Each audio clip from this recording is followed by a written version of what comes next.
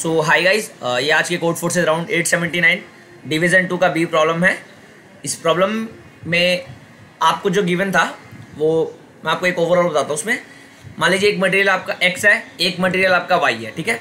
आपको इन दोनों को जोड़ के एक वेपन बनाना था इसमें, और उस वेपन की स्ट्रेंथ हमें मैक्सिमाइज करनी थी।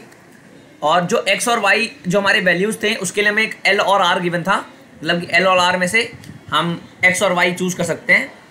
और किसी भी कंबाइंड वेपन की स्ट्रेंथ कैसे हम डिफाइन करेंगे मैं आपको बताता हूँ एक बार। जैसे कि मानिए 5 4 3 यहाँ पे 6 2 9। तो अगर हम ये दोनों लेते हैं, मान लीजिए इसको हमने एक्स ले लिया, इसको वाई ले लिया, तो इन दोनों के हिसाब से जो हमारी स्ट्रेंथ होगी, ठीक है, ये एल और आर नहीं है, ये मैंने आप एल और आर मान लीजिए कुछ भी होगा, मान लीजिए यहाँ पे 200 होता और आर हमारा 1000 होता। उसके बीच हमने ये दो वैल्यूज़ ली, उन दोनों वैल्यूज़ का जो स्ट्रेंथ हमें डिफाइन हुई है इसमें, वो कैसे होगी 5 - 6 mod 5 - 6 plus mod 4 - 2 plus mod 3 - 9। सो इसकी वैल्यू कितनी थी 1 + 2 + 6, ठीक है 9। सो इसके हिसाब से जो हमारी वैल्यू आई है, मतलब अगर हम x और y ये लेते तो हमारा आंसर 9 आना चाहिए, 9 आता, ठीक है। सो हमें इसी वाली वैल्यू को, जो हमारी स्ट्रेंथ हमने सही बात है ना, अगर हम मान लो एक दो वेपन को कंबाइन किया, उन दोनों की पावर उन दोनों को जोड़ के कुछ ऐसे मैक्सिमाइज कर रही है कि उसका कोई भी वैल्यू थी उसको हम क्रॉसपॉन्डिंग डिफरेंस को लेके, कोई भी डिजिट है, मान लो x की वैल्यू 5 4 3 में हमको बताया ही, तो इन दोनों के पर्टिकुलर डिजिट का डिफरेंस प्लस इन सबका सम उसके स्ट्रेंथ को डिफाइन कर रहा है, और हमें उसी स्ट्रेंथ को मैक्सिमाइज करना है। सो ये था प्रॉब्लम स्टेटमेंट। सो अब इसका सॉल्यूशन देखते हैं। पहले एक एग्जांपल लेता हूँ मैं। मान लीजिए 179 239 है, 179 239। इस एग्जांपल के हिसाब से 190 और 209, 190 और 209 हमने x और y को माना, जिसके हिसाब से 1 9 में से 0 गया 9 और 9 में से 0 के दोबारा 9। इसके हिसाब से हमारी वैल्यू आ रही है 19। ये L था, ये R था, इन दोनों के बीच में इसको भी ले सकते हैं, इसको भी ले सकते हैं, और इन दोनों के बीच में जो भी वैल्यूज़ हैं उनमें से हम किसी को भी x और किसी को भी y ले सकते हैं, और हमें उसके स्ट्रेंथ मैंने आपको बताया कैसे निकालना है, उसके हिसाब से हमने निकाला, और जो सबसे मैक्सिमम हम ऑब्टेन कर सकते थे उसके हिसाब से वो हमारी 19 वैल्यू आई, ठीक है। अब पहली बात तो जैसा इसमें टेस्ट केस गिवन है ना, ये बस कंफ्यूज करने के लिए गिवन है। मैं आपको बताता हूँ ये सिंपल कैसे होगा।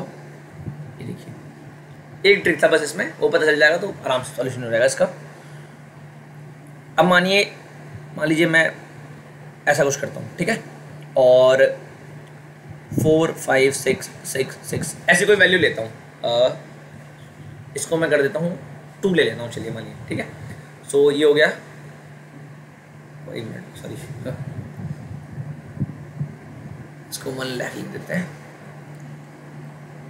ठीक है। ये भी हो गया 2,45,666। अब मुझे इसमें से मैक्सिमाइज करनी है वैल्यूज उन, ताकि कॉरस्पॉन्डिंग सम हमारा मैक्सिमाइज हो।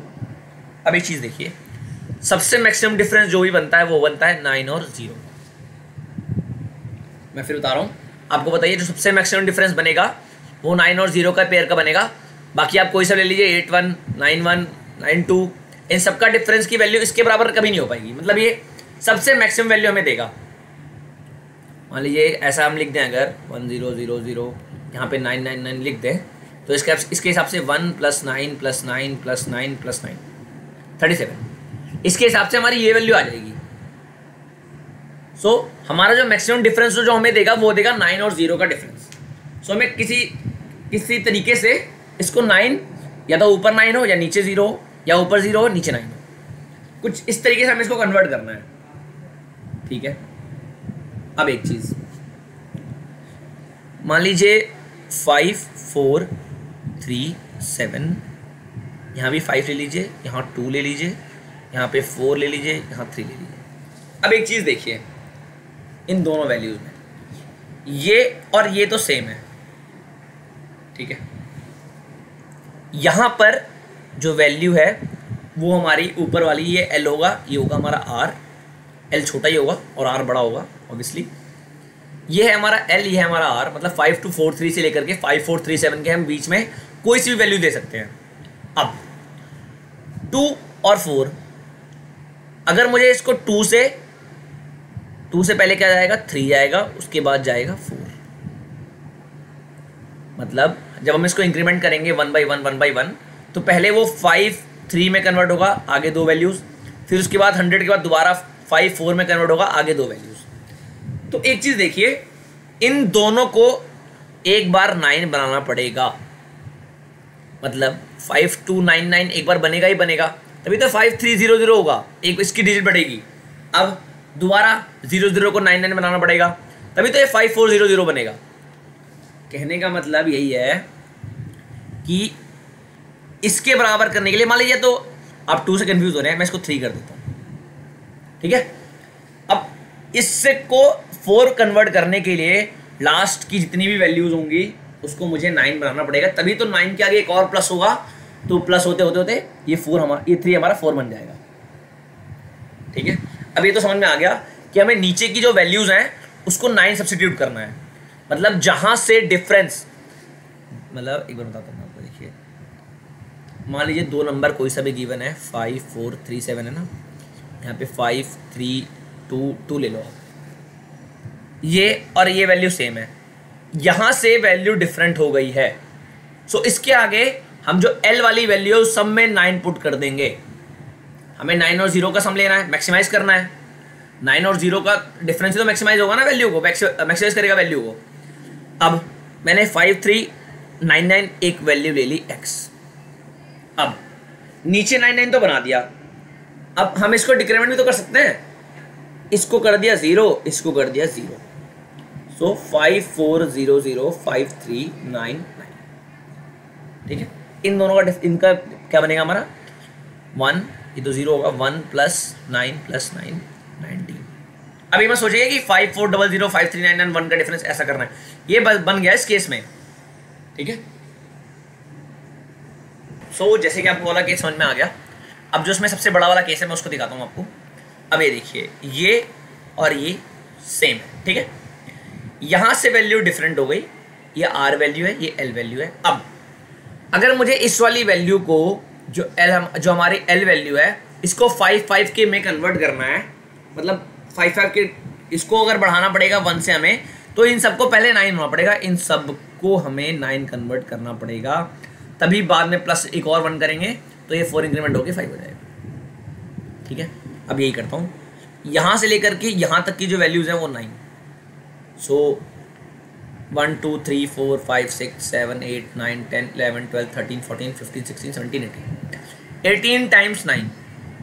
अब इनको मैं डिक्रीमेंट कर देता हूँ नीचे वालों को, इसको 0 0 0 0 0 0 0 0 0 0 0 0 0 इन सबको मैंने 0 कर दिया, ऊपर सबको 9 कर दिया। अब इन सबका डिफरेंस तो हमारा 9 बचेगा, तो 9 × 18 = 162। अब ये तो हो गया था, एक ये भी तो डिफरेंस है, इन दोनों का तो 0 हो गया, 4 और 5 का डिफरेंस +1। बहुत बढ़िया, ये आपको समझ में आ गया।